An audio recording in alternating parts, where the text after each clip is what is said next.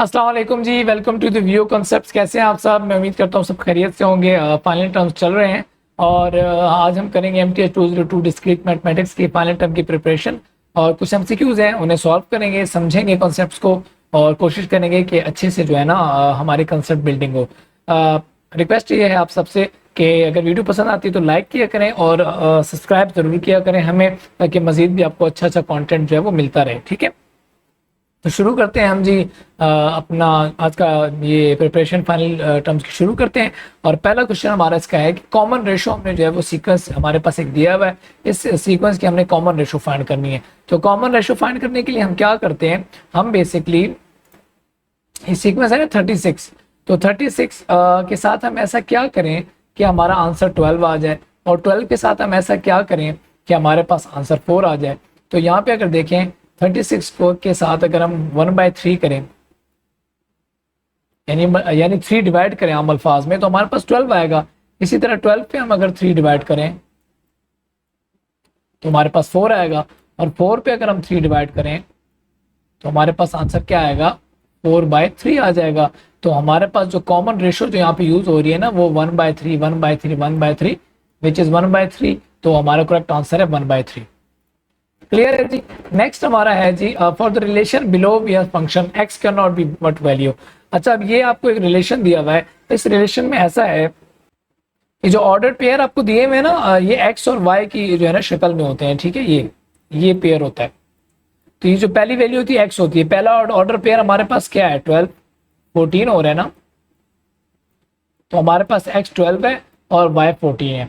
अब यहाँ पे आपको एक बात पता होना चाहिए, फंक्शन की जो क्वालिटी है वो ये है, यानी जो हम एक्स वैल्यूज है ना सारी वो लिख लेते हैं। 12 है, फिर हमारे पास 13 है, फिर हमारे पास -2 है, और फिर हमारे पास एक्स है।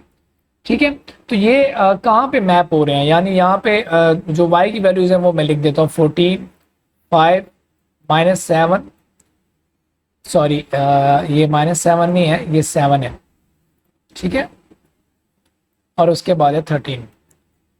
अब देखिए हो क्या रहा है, 12 14 पे मैप हो रहा है, 12 14 पे मैप हो रहा है, 13 का मैप हो रहा है 5 पे मैप हो रहा है, -2 का मैप हो रहा है 7 पे मैप हो रहा है, x का मैप हो रहा है 13 पे। तो वो ये कह रहा है कि x can not be what values.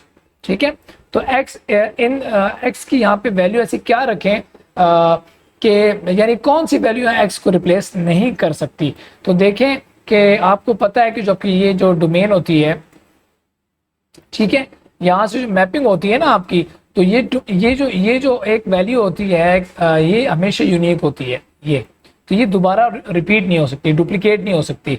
तो यहाँ पे हमारा जो आंसर होगा एक्स का, कि एक्स में हम सारी वैल्यूज रख सकते हैं माँ सिवाय -2 के, 13 के और 12 के। ठीक है, -2 13 और 12 के अलावा हम सारी वैल्यूज रख सकते हैं। नेक्स्ट हमारा है जी question, a set is called countable if and only if it is finite or it is countably infinite। ठीक है, ये आपको मैं हैंड आउट से भी आपको चेक करवा देता हूँ। तो ये देखिए a set is called countable if and only if it is finite और countably infinite।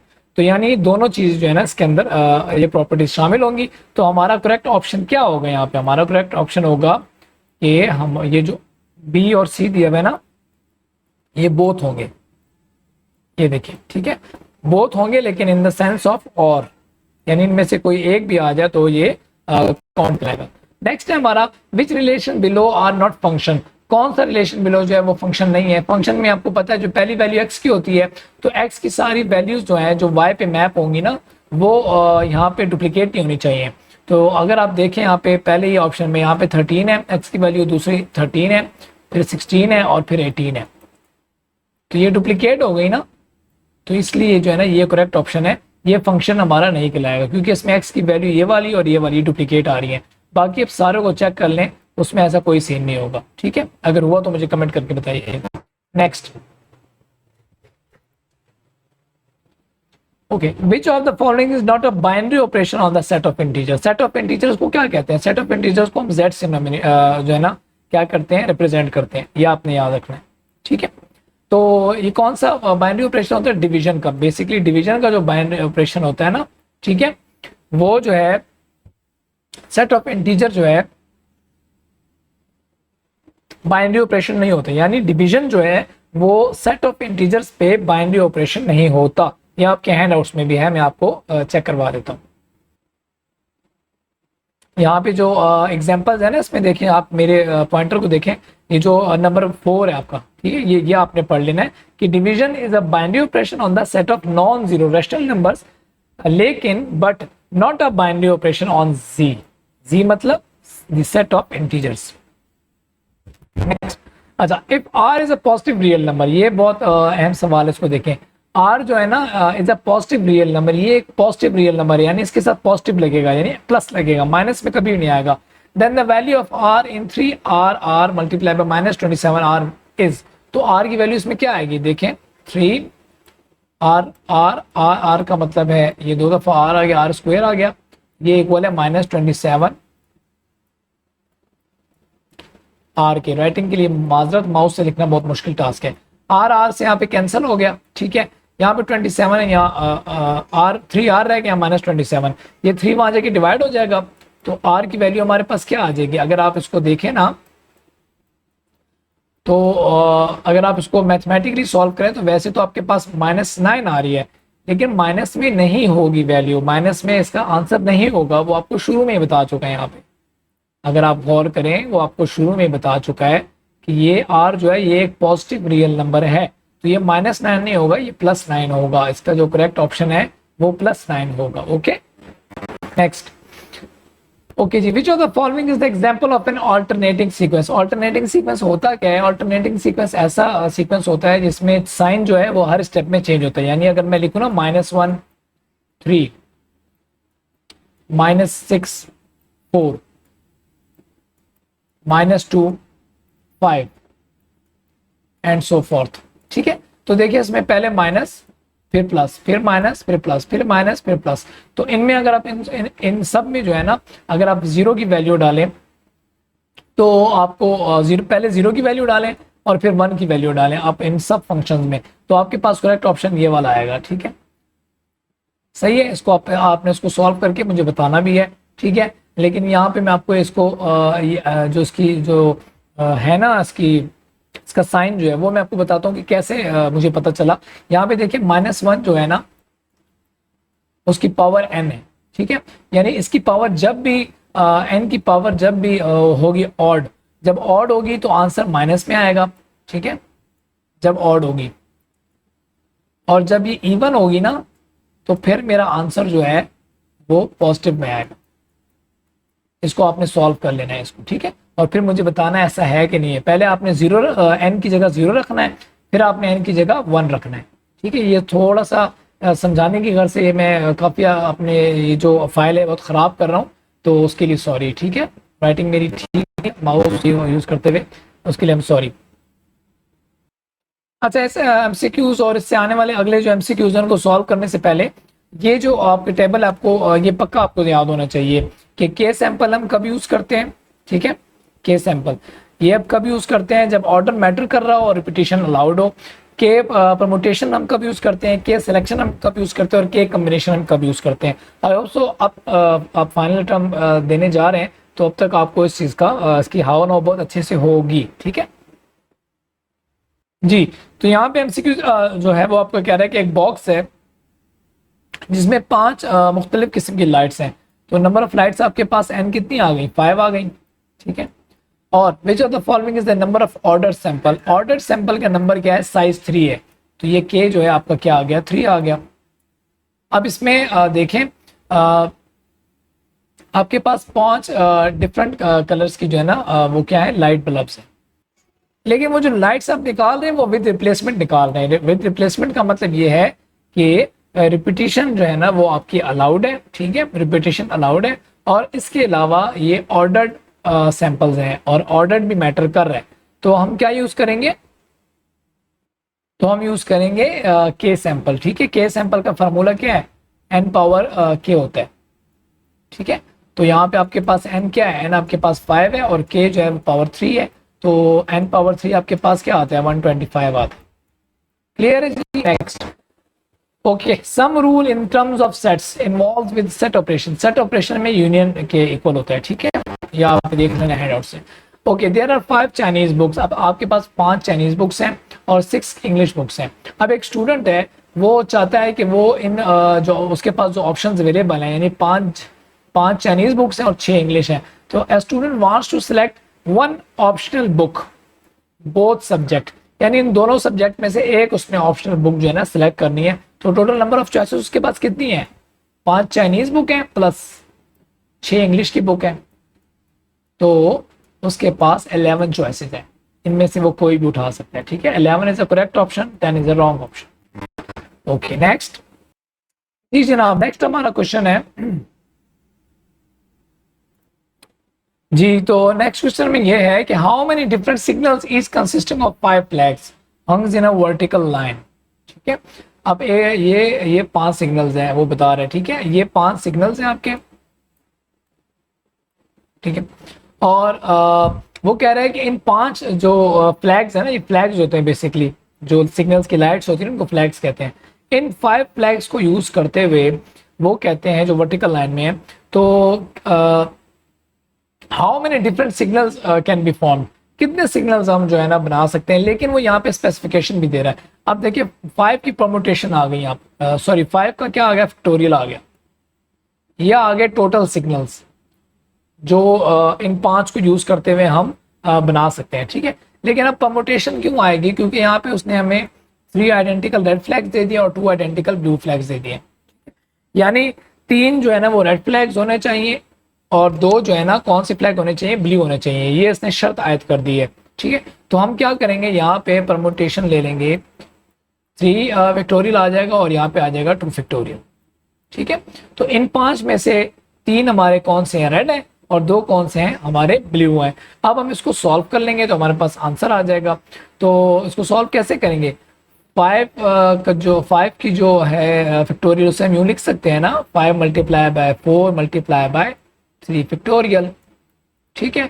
और डिवाइडेड बाय यह आ जाएगा 3 factorial multiply by 2 multiply by 1। 2 factorial को मैंने खोल दिया, 3 फैक्टोरियल से कट जाएगा, 2 1 जा 2, 2 2 जा 4, तो 5 multiply by 2 which is equal to 10। तो हमारा करेक्ट ऑप्शन क्या होगा, 10 होगा, 14 ही होगा। यानी 3 रेड लाइट्स और 2 ब्लू लाइट्स को यूज करते हुए हम इन 5 फ्लैग्स पे 10 किस्म के मुख्तलिफ सिग्नल्स जो है ना वो क्या कर सकते हैं, प्रिंट आउट कर सकते हैं। नेक्स्ट,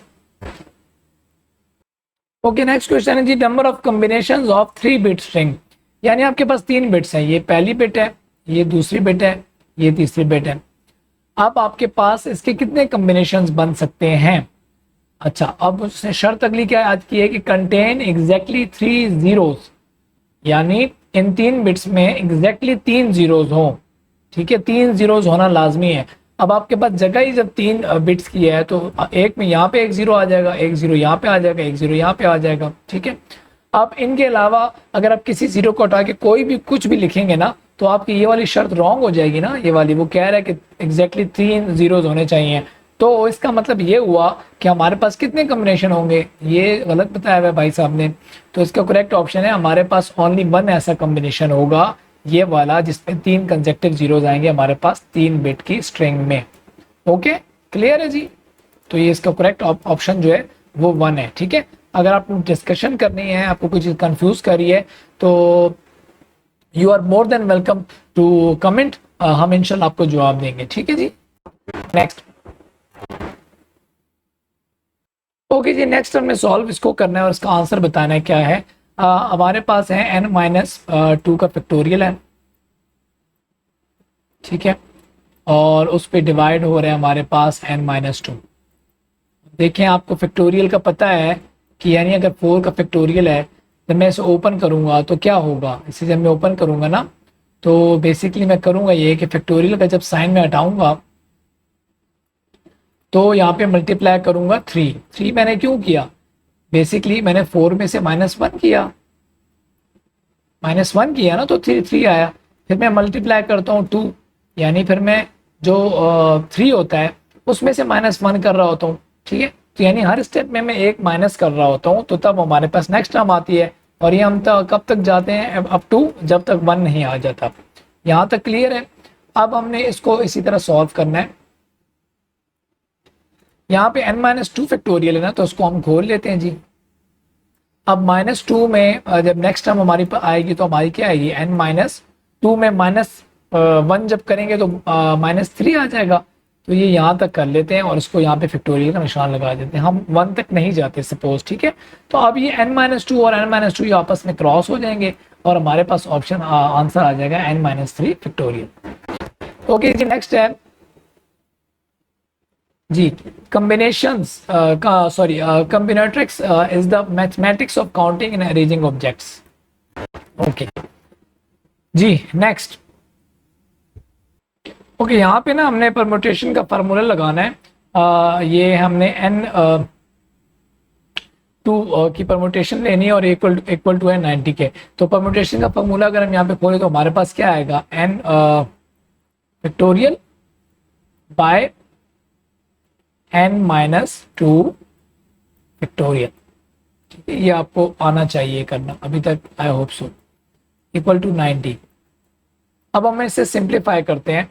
तो n फैक्टोरियल को हम खोलते जाएं, हमने n-2 फैक्टोरियल हासिल करना है, तो हम इसको ऐसे लिख सकते हैं ना n फैक्टोरियल की जगह।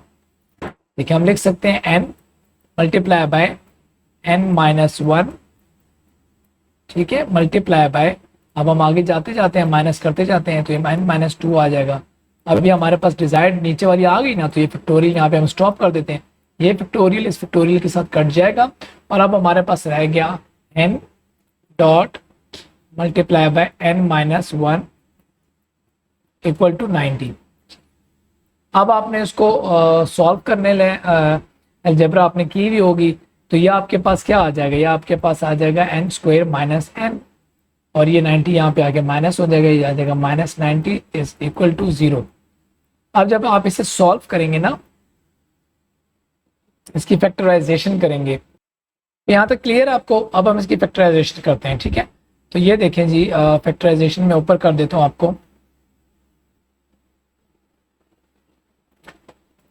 जी। तो ये n² माइनस n है और -90 है, तो यहाँ पे होगी फैक्टराइजेशन, तो ये आएगा n² minus 10n plus 9n minus 90 equal to 0, ठीक है। तो इसमें क्या होगा, इसमें यहाँ पे कॉमन क्या आएगा, ये दो टर्म्स में कॉमन क्या आएगा, इन दोनों में कॉमन n आएगा, तो ये आ जाएगा n माइनस 10 और ये प्लस 9 कॉमन आ जाएगा और ये आ जाएगा n माइनस 10, ठीक है। तो इसको हम ऐसे भी लिख सकते हैं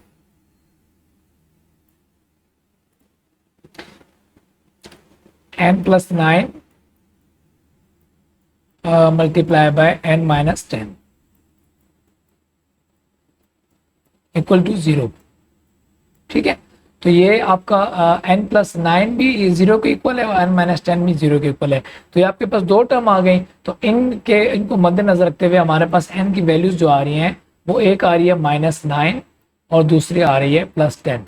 तो ठीक है, तो परमुटेशन में हमारे पास जो नंबर है वो मस्ट भी पॉजिटिव होना चाहिए 10, तो 10 इसका करेक्ट ऑप्शन होगा, ठीक है। नेगेटिव नंबर इसमें नहीं लेते। ओके जी, नेक्स्ट हमारा है जी क्वेश्चन जी। तो find the number of the word that can be form from the letters of word 11। इसमें टोटल लेटर्स कितने हैं देख लें आप, 6 हैं आपके पास, ठीक है। इसकी परमुटेशन लेंगे, लेकिन जो रिपीटेड जो वर्ड्स होते हैं ना, जितने आप रिपीट हो रहे हैं उनको हम नीचे लिखते जाते हैं एक एक करके। तो इसमें ई कितनी दफ़ा आ रहा है, ई 3 दफ़ा आ रहा है, ठीक है। और कोई ऐसा वर्ड है जो रिपीट हो रहा नहीं हो रहा, बस इसको आप सॉल्व कर रहे हैं। इसको आप जब सॉल्व करेंगे, सॉल्व करना आपको आता है, तो आपके पास आंसर आ जाएगा 120, ठीक है। नेक्स्ट,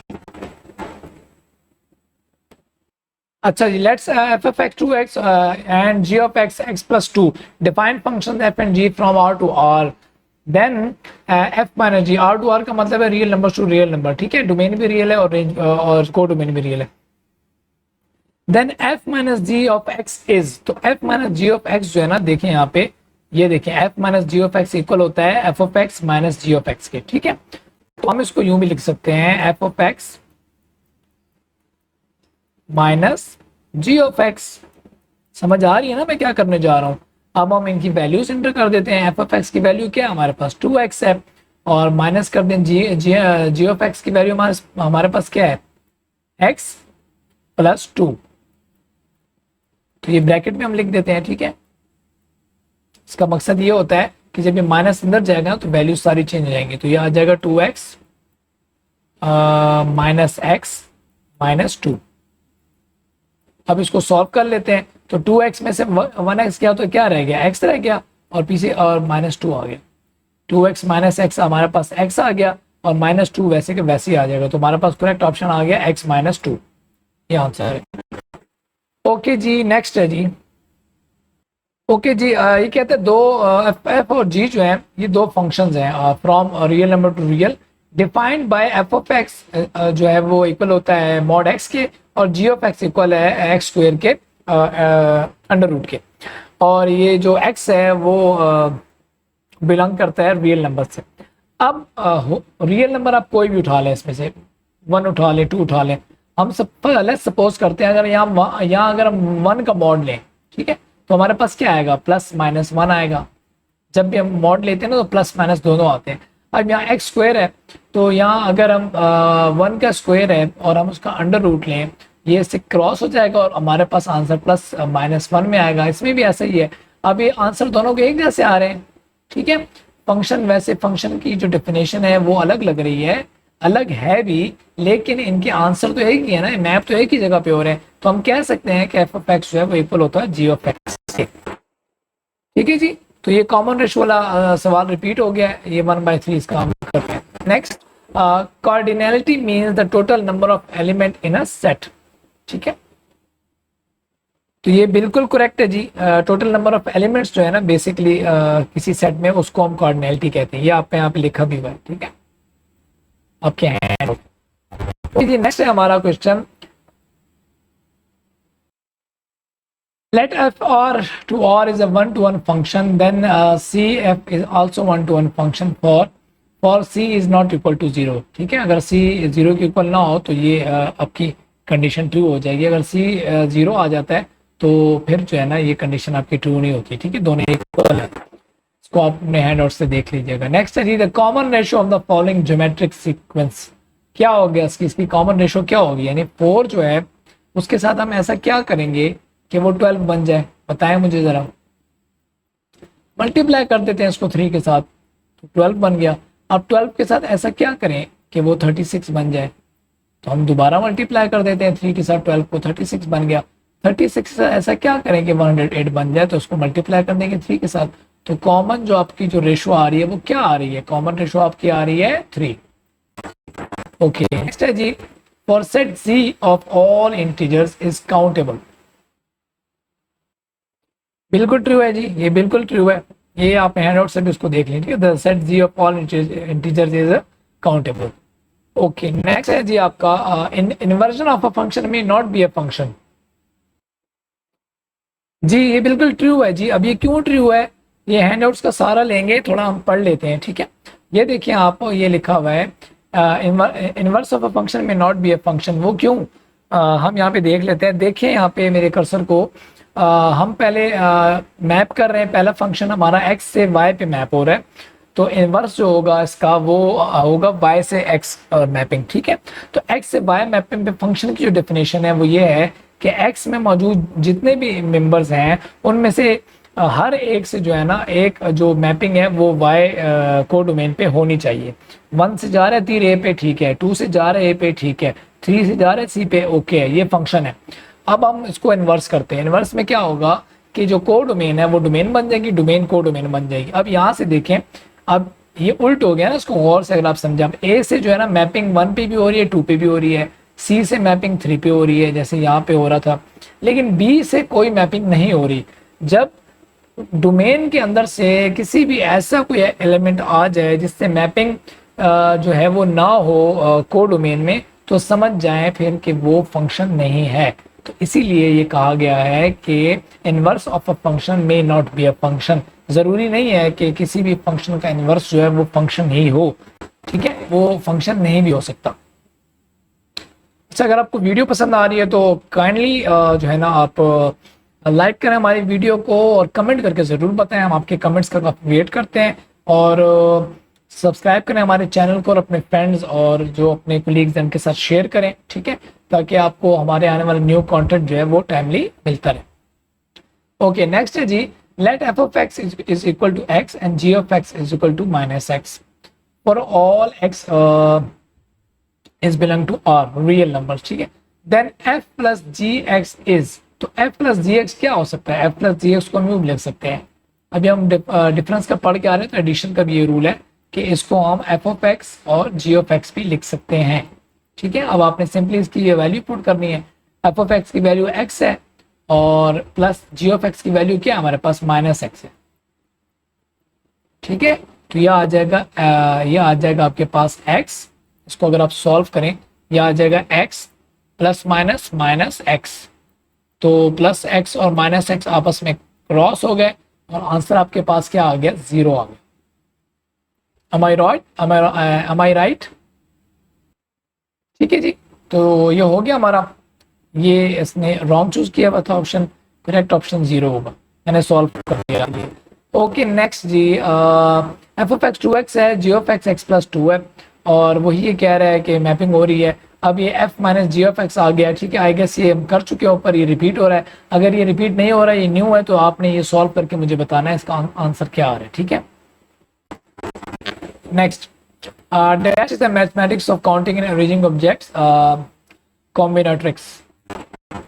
ओके, आगे क्या है जी? The last step of describing algorithm formality is, अच्छा एमसीक्यूज की सिर्फ की हद तक इसे आप इसको देख लें, इसको याद रखें। ये एल्गोरिथम्स का जो पार्ट है थोड़ा सा ही इन्होंने इंक्लूड किया था, तो ये इसमें इंफॉर्मेशन अबाउट एल्गोरिथम्स लिखी हुई है और इसका जो आखिरी स्टेप वो है ना, वो एंड स्टेटमेंट है। एंड स्टेटमेंट से हम एल्गोरिथम कंप्लीट करते हैं अपना, ठीक है, तो उसका करेक्ट ऑप्शन है एंड स्टेटमेंट। नेक्स्ट है जी, in inductive property the first iteration of the loop is solve for, क्योंकि उसका करेक्ट ऑप्शन है जी आई के, ठीक है।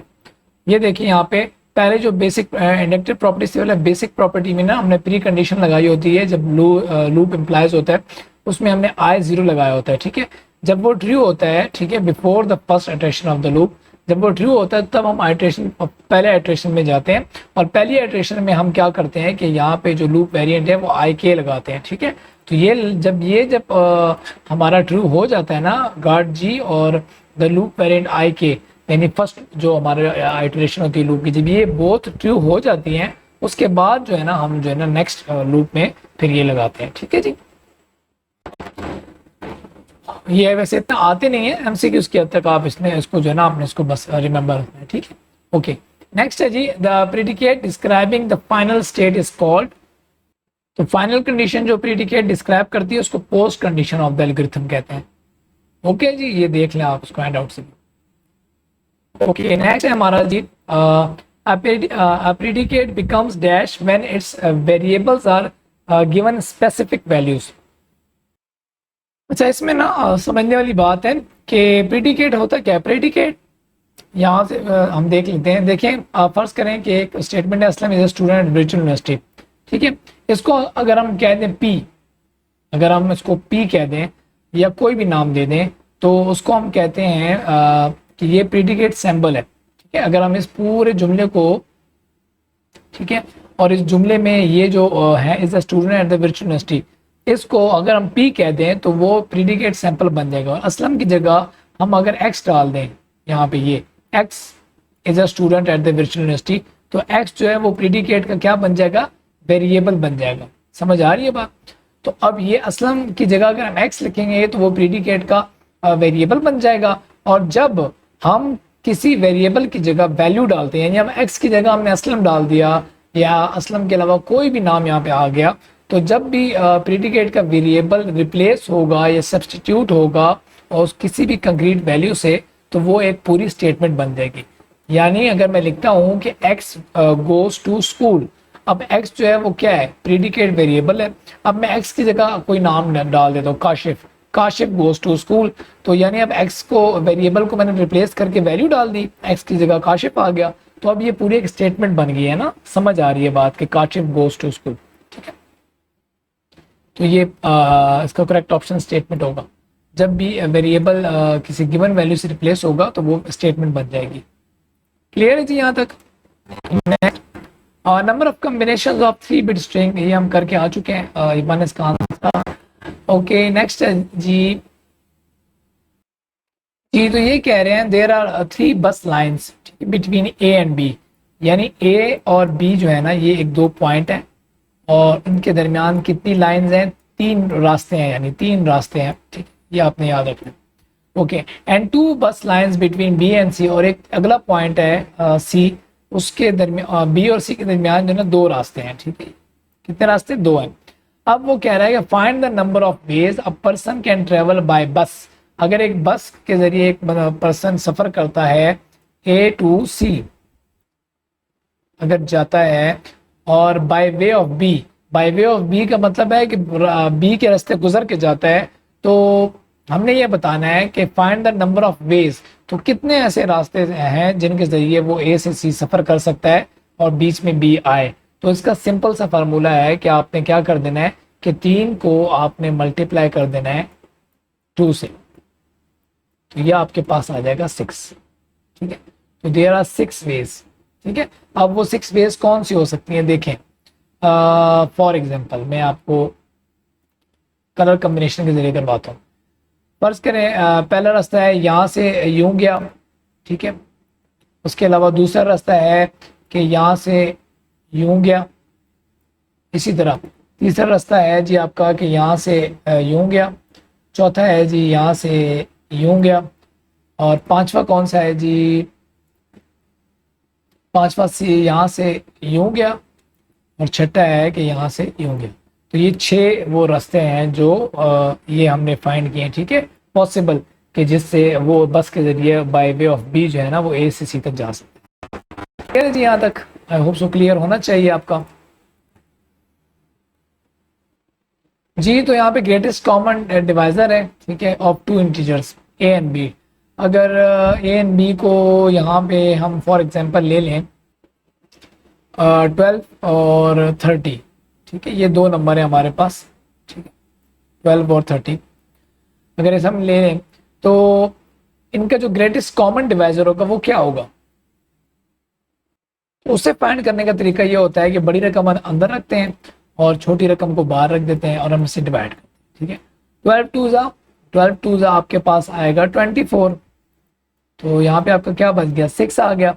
अब जो ये 6 आ गया रिमाइंडर, अब इस पे हम इसको हम इससे हम डिवाइड किस नंबर को करेंगे जिससे हमने पहले डिवाइड किया था। अब ये बड़ा नंबर ये हो गया, छोटा ये हो गया, 12 अंदर आ गया। अब 6 टू ज़ा 12, तो ये पूरा पूरा तकसीम हो गया।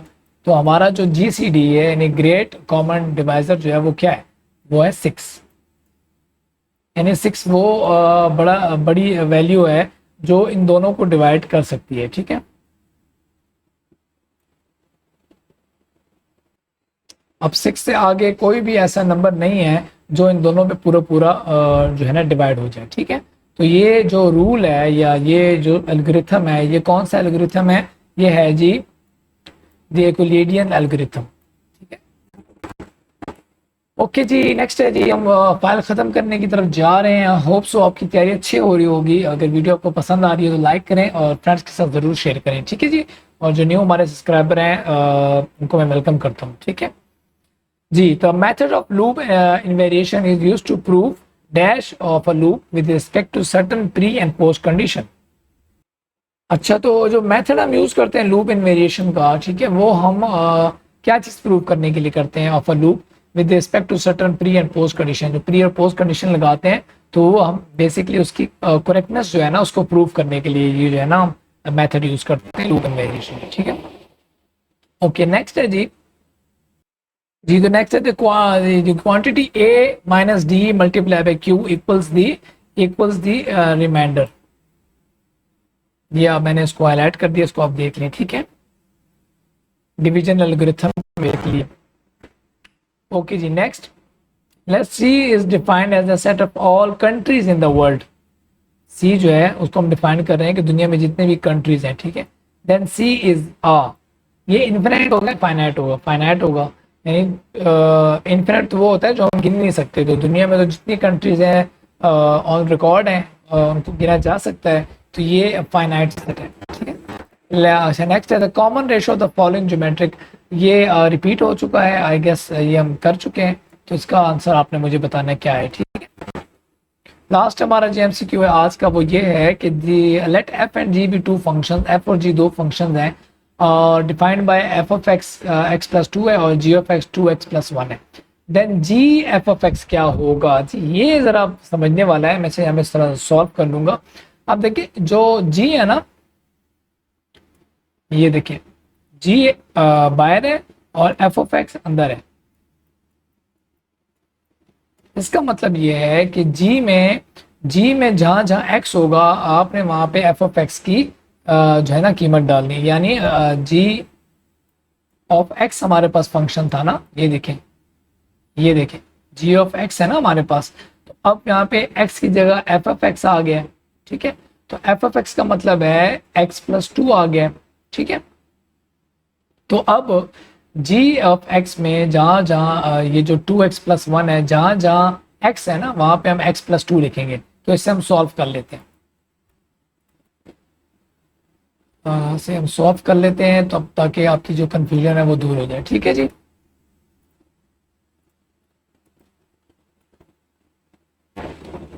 यहाँ पे मैं जगह बना रहा हूं ताकि इसको हम यहाँ पे सॉल्व कर लें। ओके, अब देखें ये है आपका फंक्शन, ये जी ऑफ एक्स, ठीक है। तो ये आ गया G of X is equal to two x plus one, ठीक है। अब यहाँ पे एक्स की जगह एफ ऑफ एक्स आ गया है, तो एफ ऑफ एक्स की वैल्यू एक्स प्लस टू है, तो जहां जहां एक्स है ना हमारे पास जी ऑफ एक्स में, यहाँ पे और यहाँ पे, अब हम यहाँ पे क्या डाल देंगे, एक्स प्लस टू डाल देंगे, क्लियर है जी। ये देखिए यह आ जाएगा आपका एक्स प्लस टू और यहां पे भी आ जाएगा आपका x प्लस टू। अब इसे आप सॉल्व कर लें, तो ये क्या आएगा, इसको सॉल्व करें तो टू मल्टीप्लाई बाय एक्स क्या आएगा, टू एक्स, और टू मल्टीप्लाई बाय टू क्या आएगा, फोर आएगा, प्लस फोर और प्लस वन।